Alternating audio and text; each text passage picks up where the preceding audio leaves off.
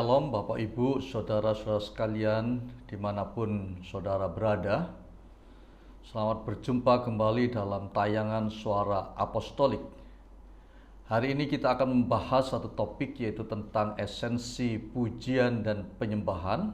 Suatu studi dari kitab Mazmur pasal 149 ayat 1 sampai dengan ayat yang ke-9. Dikatakan dalam Mazmur 149 ayat 1 sampai 3 demikian, Haleluya, nyanyikanlah bagi Tuhan nyanyian baru, pujilah Dia dalam jemaah orang-orang saleh. Biarlah Israel bersuka cita atas yang menjadikannya. Biarlah Bani Sion bersorak-sorak atas raja mereka. Biarlah mereka memuji-muji namanya dengan tari-tarian. Biarlah mereka bermazmur kepadanya dengan rebana dan kecapi. Pada dasarnya pujian adalah suatu penyembahan kepada Tuhan.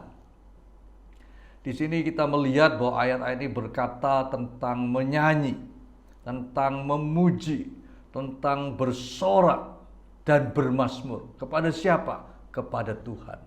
Tuhan menjadi center, menjadi pusat penyembahan, ya.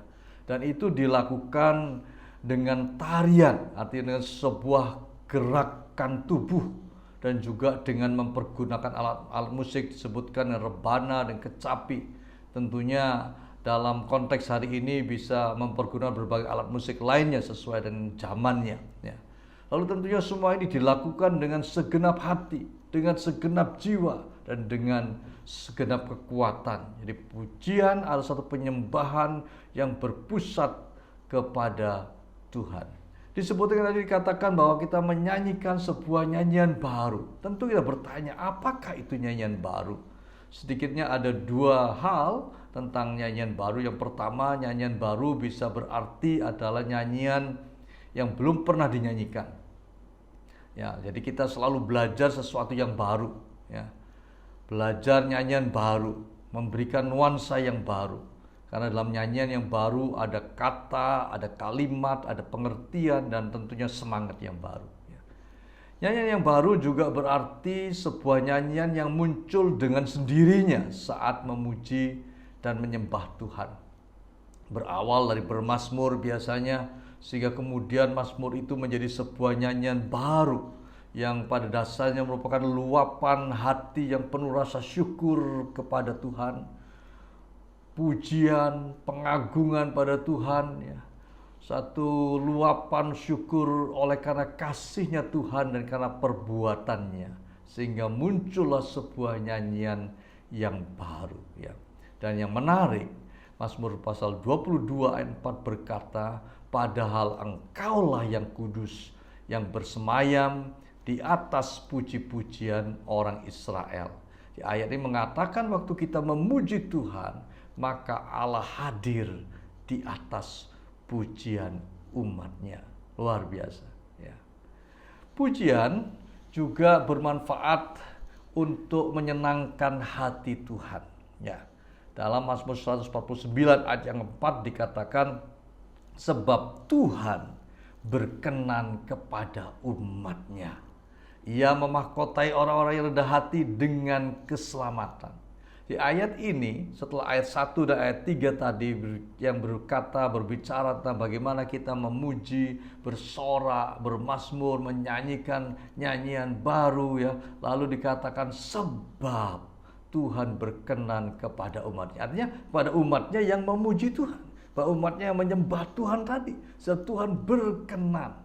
Kata berkenan kalau kita lihat dalam Kamus Besar Bahasa Indonesia bicara tentang senang, ya, menyenangkan, suka, ya, persetujuan, ya. Jadi kata berkenan artinya menyenangkan hati Tuhan, ya. Ini tidak berbicara tentang keselamatan, tidak, ya. Semua orang yang percaya Yesus, menerima Yesus Tuhan dan Juru Selamatnya, dia diselamatkan dan dia diangkat menjadi anak-anaknya, ya. Nah, maka anak akan tinggal di rumah Bapa, maka anak akan menerima keselamatan. Dan sekali dia menjadi anak, dia selamanya adalah anak Allah, ya. Artinya ini tidak berbicara keselamatan, ya. Tetapi kalau kita melihat kehidupan, kita tahu hubungan anak dan bapa, Ada anak yang menyenangkan hati bapaknya, ada anak yang tidak menyenangkan hati bapaknya. Tetapi itu tidak menyebabkan lalu kemudian dia kehilangan identitasnya sebagai anak. Tidak, dia tetap anak dari sang ayah, ya. Tetapi alangkah indahnya kalau kita bisa menyenangkan hati Bapa, apalagi hati Bapa yang di sorga. Dan itu terjadi waktu kita memuji-muji Dia dan menyembah Dia, maka Tuhan disenangkan. Hal ini mengingatkan saya pada ayat dalam kitab Maliaki pasal 1 ayat 2b sampai ayat 3. Ayat ini berkata demikian, namun aku mengasihi Yakub tetapi membenci Esau. Sebab itu aku membuat pegunungannya menjadi sunyi sepi dan tanah pusakanya kujadikan padang gurun. Ini satu ayat yang agak sukar dipahami.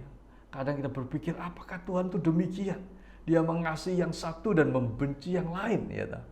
Ternyata kalau kita baca ayat ini dalam terjemahan Alkitab bahasa Inggris dari versi Amplified (AMPC), dikatakan, but in comparison with the degree of love I have for Jacob, I have hated Esau atau Edom, ya, and have lived with his mountains, and his heritage I have given to the jackals of the wilderness. Artinya, tetapi ya dalam tingkat perbandingan kasih Tuhan kepada Yakub, ya, itu dia membenci Esau.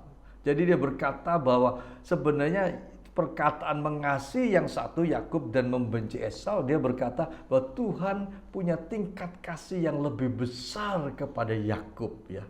Ya, punya perasaannya lebih dekat kepada Yakub, kan begitu, ya. Ya, itu yang terjadi. Jadi bukan berarti bahwa Tuhan benar-benar membenci Esau, tidak, ya. Itu yang terjadi, ya.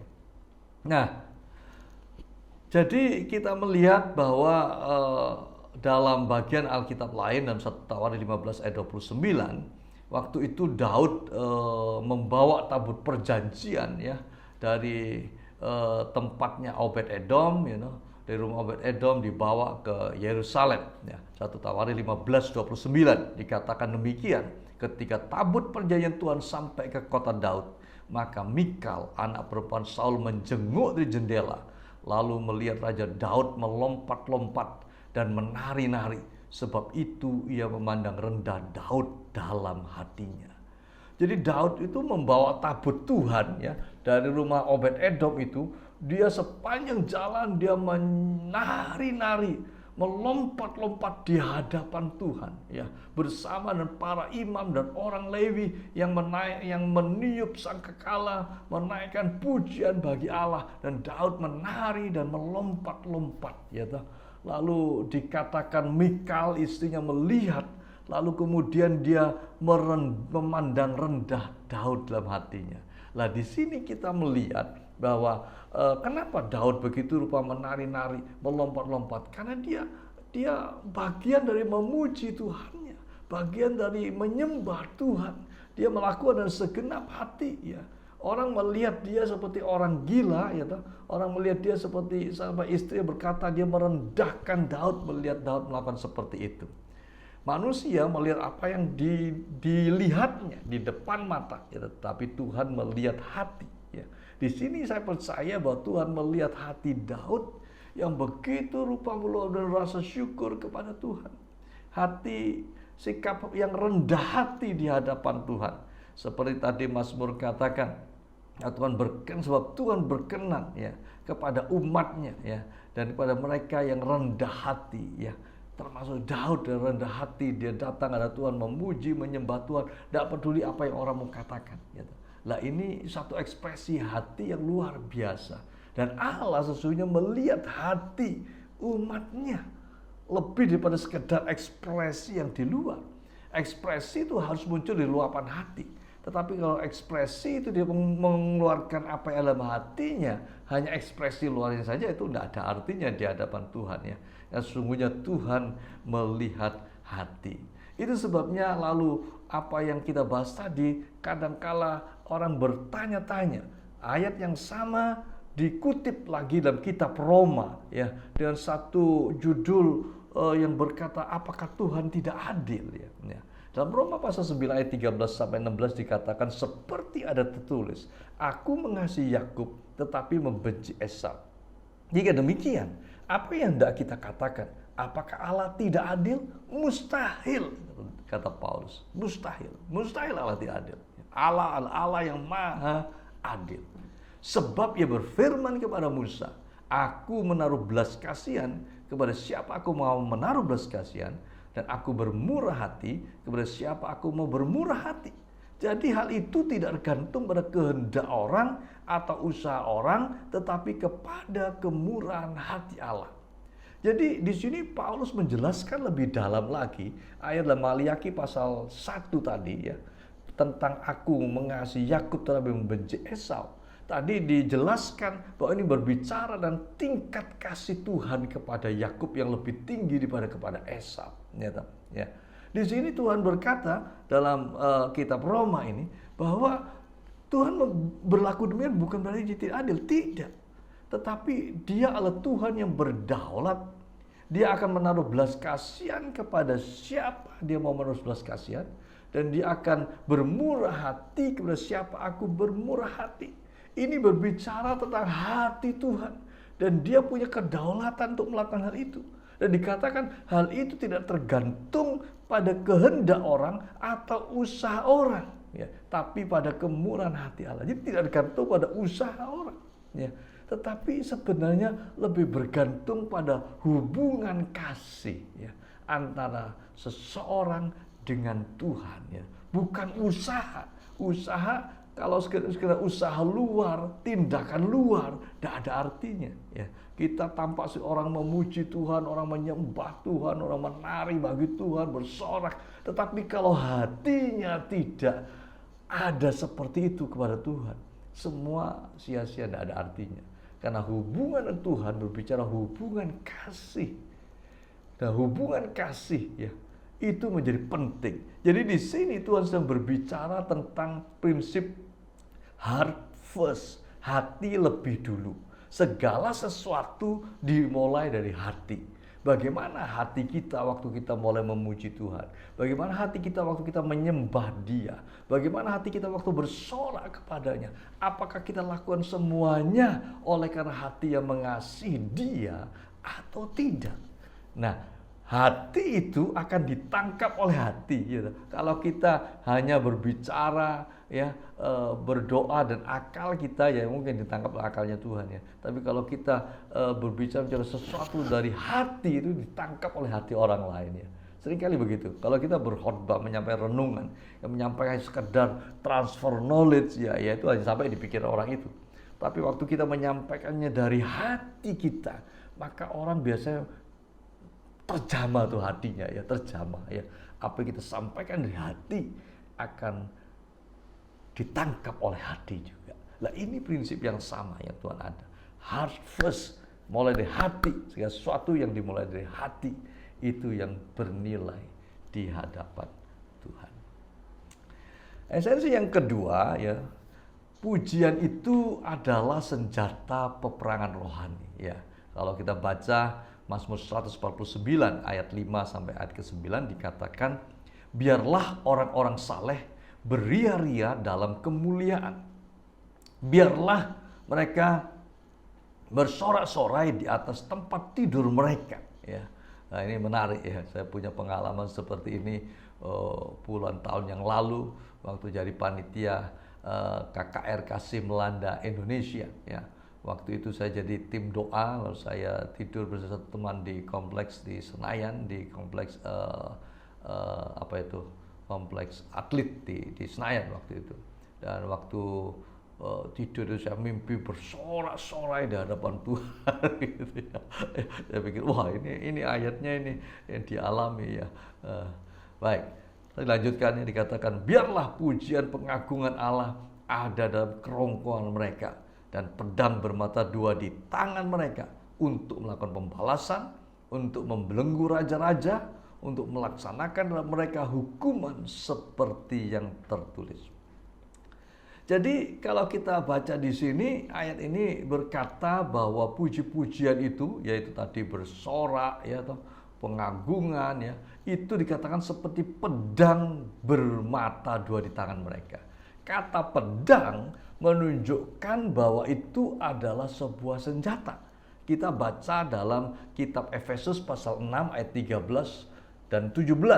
Efesus 6 ayat 13 dikatakan, sebab itu ambillah seluruh perlengkapan senjata Allah, supaya kamu dapat mengadakan perlawanan pada hari yang jahat itu, dan tetap berdiri sesudah kamu menyelesaikan segala sesuatu.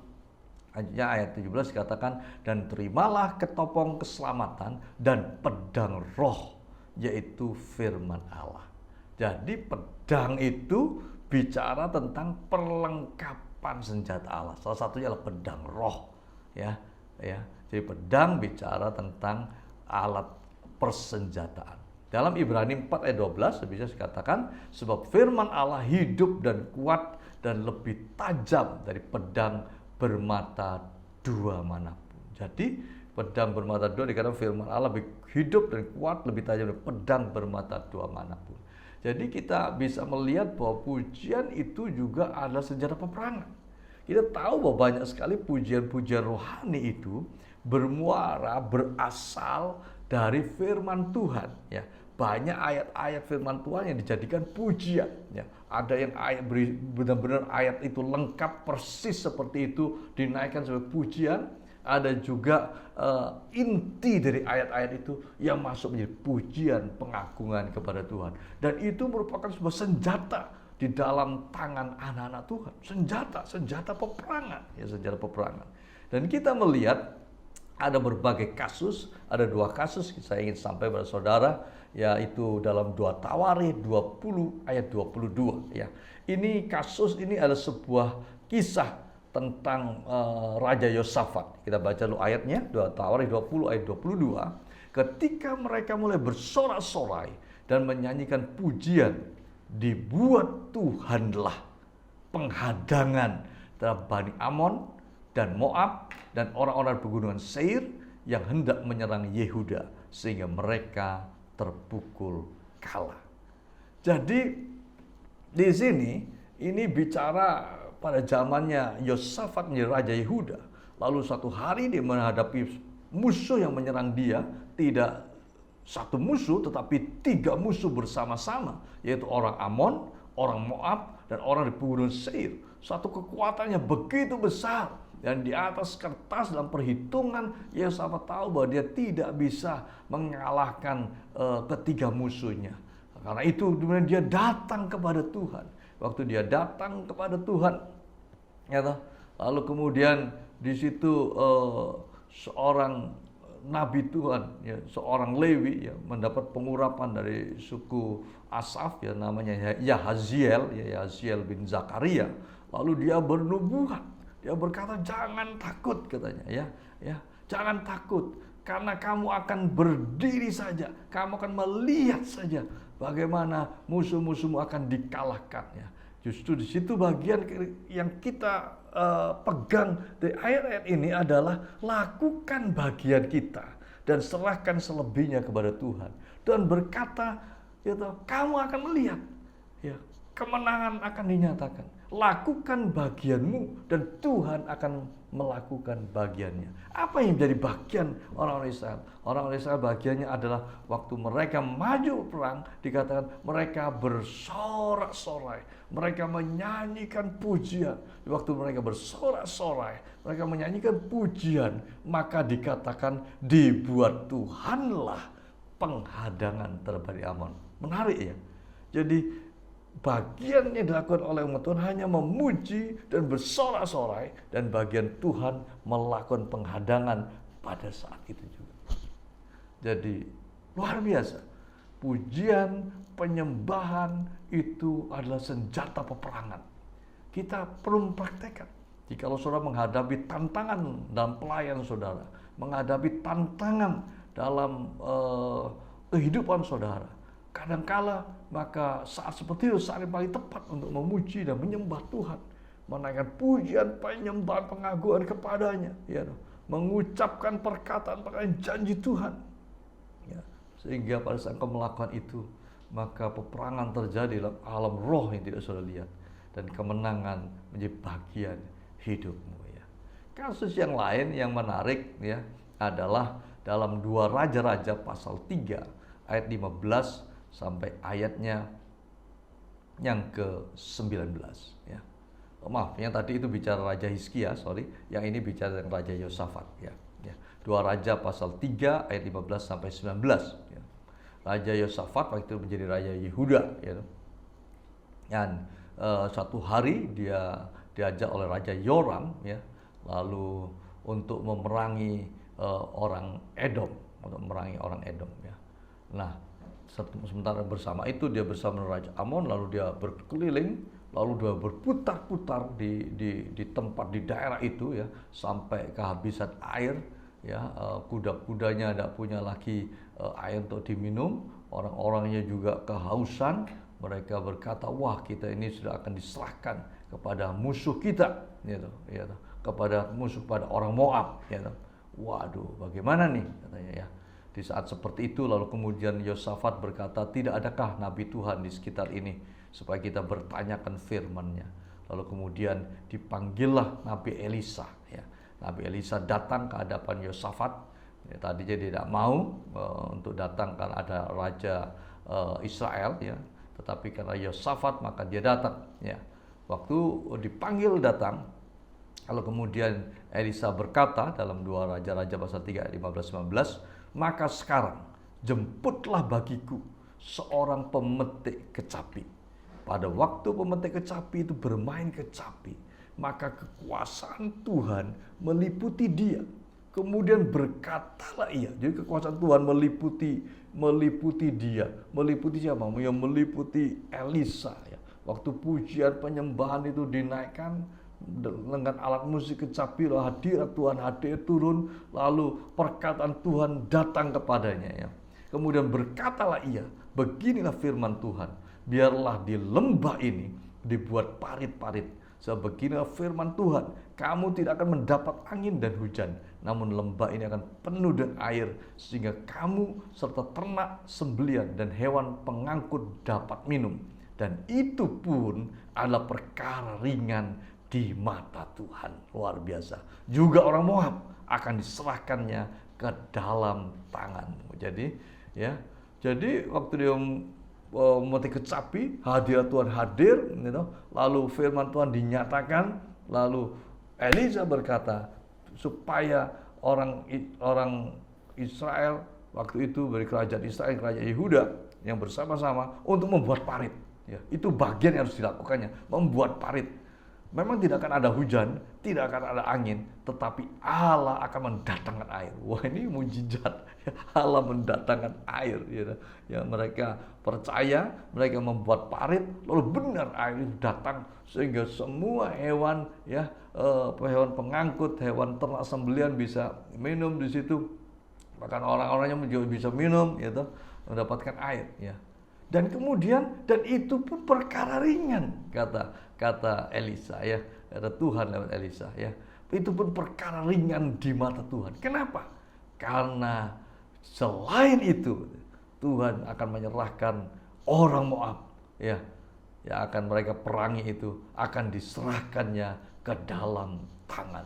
Dan benar saudara, waktu setelah itu parit digali, air datang, semua tentara dan ternak semua bisa minum.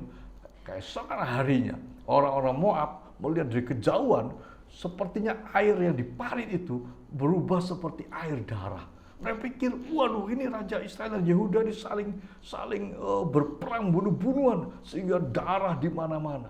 Jadi mereka hilang kewaspadaannya, mereka datang ke tempat ini dengan lengah ya. Saat itulah kemudian orang-orang Israel dan Yehuda keluar dan mereka diserang, mereka dikalahkan, mereka dihancurkan, dan kemenangan diberikan kepada orang Israel dan Yehuda ya.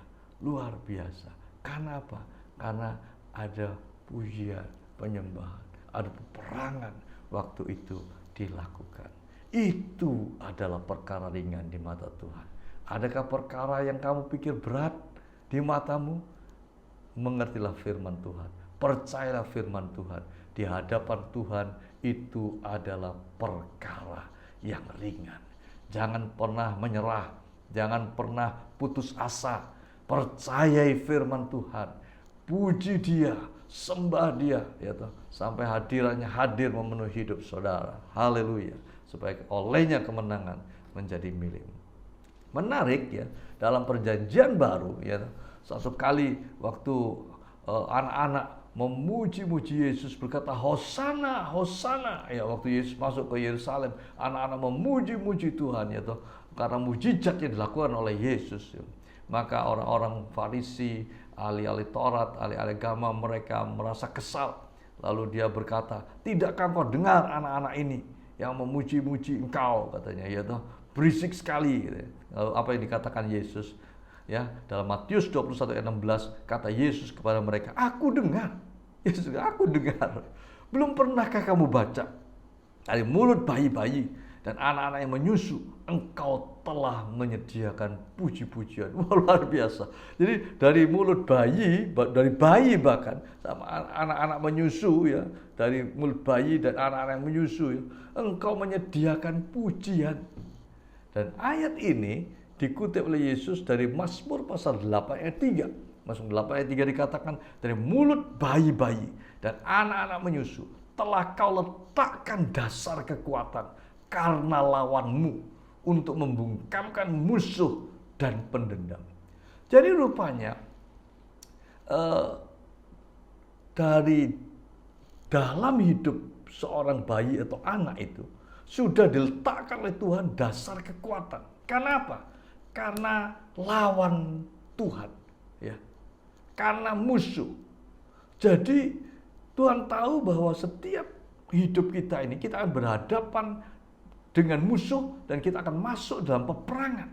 Karena itu Tuhan meletakkan di dalam diri seorang anak, seorang bayi bahkan adalah diletakkan dasar. Apa dasar diletakkan? Yang diletakkan itu adalah puji-pujian yang ditaruh dalam kehidupan bayi dan anak-anak. Karena itu anak-anak betapa baiknya kalau mereka diajarkan menyanyikan pujian, menyanyikan puji-pujian yang berisikan firman Tuhan, berisikan janji-janji firman Tuhan. Karena itu akan menjadi senjata baginya untuk membungkamkan musuh, bahkan pendendam. Luar biasa. Kebenaran dan kebenaran luar biasa. Jadi itu ada, sudah letakkan oleh Tuhan sejak dini. Sejak kecil dalam diri seorang anak manusia, dalam diri bayi dan anak-anak. Nah, ini berkaitan erat dengan pelayanan kita yang menangani anak-anak ya sejak usia 0 sampai 18 tahun. Betapa pentingnya kalau kita mengeluarkan ya potensi yang Tuhan taruh dalam diri anak ini sejak kecil. Ajarkan mereka untuk memuji, ajarkan mereka untuk menyanyikan pujian-pujian yang baik, yang di dalamnya mengandung janji-janji Tuhan. Karena itu akan menjadi senjata baginya untuk menghadapi musuh yang menyerang kehidupan mereka di masa-masa mereka yang akan datang. Kalau kita memahami kebenaran ini, maka kita akan sungguh-sungguh bergairah, bersukacita kepada Tuhan. Nah, Tuhan memberikan sebuah rahasia bagi kita, bagaimana kita meletakkan dasar dalam kehidupan anak-anak yang Tuhan percayakan dalam pelayanan kita. Ajar mereka, bukan cuma pengetahuan, tapi ajar mereka untuk menyanyi, memuji akan kasih Tuhan dan perbuatan Tuhan yang besar itu. Sehingga itu menjadi satu senjata baginya untuk melawan semua perbuatan musuh yang akan menyerang mereka. Sehingga mereka keluar di siap-siap dini menjadi pemenang-pemenang di akhir zaman ini. Segala pujian, hormat, syukur baginya. Biar kiranya kebenaran firman Tuhan ini, esensi pujian penyembahan, bukan sekedar berhenti menjadi sebuah kebenaran yang kita percayai, yang kita pegang, tetapi biarlah kita percayai, kita pegang, dan kita praktekkan dalam kehidupan kita. Sehingga olehnya kita menyenangkan hati Tuhan, memiliki hubungan yang makin mengasihi kepadanya. Dan kemudian kita memiliki senjata peperangan dalam menghadapi segala peperangan di dalam hidup kita, dan engkau sekaliannya boleh keluar sebagai pemenang. Karena firman-Nya, engkau adalah lebih daripada seorang pemenang. Haleluya. Tuhan memberkati saudara sekalian. Mari kita berdoa. Bapa, bersyukur buat kebenaran firman-Mu. Biar kiranya apa yang kami terima, kami dengar, kami percaya hari ini, kami terapkan dalam hidup kami, dan kami mengalami kemenangan bersama Engkau. Engkau Tuhan yang sudah menang, Tuhan yang sudah mati, dan Tuhan yang sudah bangkit dan naik ke sorga, dan akan kembali sebagai Raja di atas segala raja. Segala puji, hormat, syukur bagi-Mu ya Bapa. Di dalam nama Yesus kami berdoa. Amin. Amin. Tuhan memberkati saudara.